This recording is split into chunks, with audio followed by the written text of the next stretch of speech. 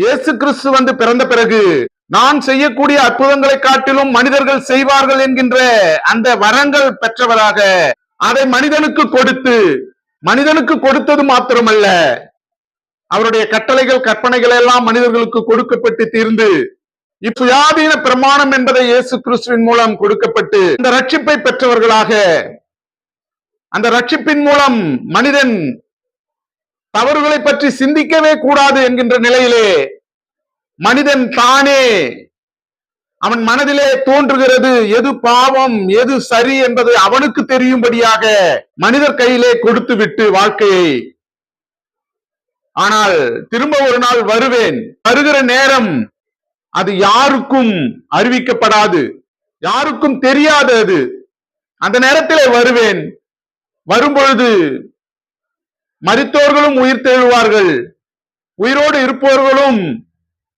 சேர்த்து கொள்ளப்படுவார்கள். நியாய தீர்ப்பு ஒன்று உண்டு. அந்த நியாய தீர்ப்புக்கு நம்மை தகுதிப்படுத்தி கொள்ளும்படியாக நமக்கு கால நீடிப்பை கொடுத்து இந்த மனித குலத்தை பாவமர எல்லாரும் இயேசு கிறிஸ்துவை அறிய வேண்டும், எல்லாரும் தெரிந்து கொள்ள வேண்டும், எல்லாரும் இந்த வாழ்க்கை அனுபவத்திற்குள்ளாக வர வேண்டும் என்று கால நீடிப்பை கொடுத்து கொண்டிருக்கிறார். இன்னும் அநேகர் இயேசு கிறிஸ்துவை ஏற்றுக்கொள்ளாதவர்கள் இருக்கிறார்கள். இன்னும் பலிகளையே நாடி செல்கிறவர்களாக இருக்கிறார்கள். தெளிவாக சொல்கிறார், நான் பலியை அல்ல இரக்கத்தையே விரும்புகிறேன், தேவசாயலாக மாற வேண்டும் என்பதையெல்லாம் வேதம் சொல்லிக் கொண்டிருக்கிறது.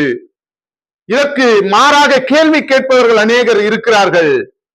கேட்டுக்கொள்ளுகிறவர்கள் அதன்படி கீழ்ப்படிந்து நடக்கிறவர்கள் குறைவாக இருக்கிறார்கள். நாம் இதிலே எந்த கேட்டகரியில எந்த பிரிவிலே இருக்கிறோம் என்பதை நாம் நிதானிக்க வேண்டும். கேள்வி கேட்பவர்களாக மாத்திரம் இருக்கிறோமா? பதிலை ஏற்றுக்கொண்டு யாரிடமிருந்து பதிலை ஏற்றுக்கொள்ளுகிறோம் என்பதை நாம் நிதானிக்க வேண்டியவர்களாக இருக்க வேண்டும். இது ஆதி முதலே சொல்லப்பட்டு அதன்படியே வழி நடத்தப்பட்டு வருகிறது. ஆதி முதல் சொல்லப்பட்டது என்ன? ஆதாமுக்கும் ஏவாளுக்கும் நீங்கள் இந்த பூமி முழுவதும் ஆண்டு கொள்ளுங்கள், ஆனால் ஒரு கனியை மாத்திரம் புசிக்க வேண்டாம் என்று கட்டளை இருந்தது. ஏனென்றால் அதனால் அதை மீறும் பொழுது, அந்த வார்த்தையை மீறும் பொழுது அவர்கள் தேவனை விட்டு பிரிகிறார்கள்.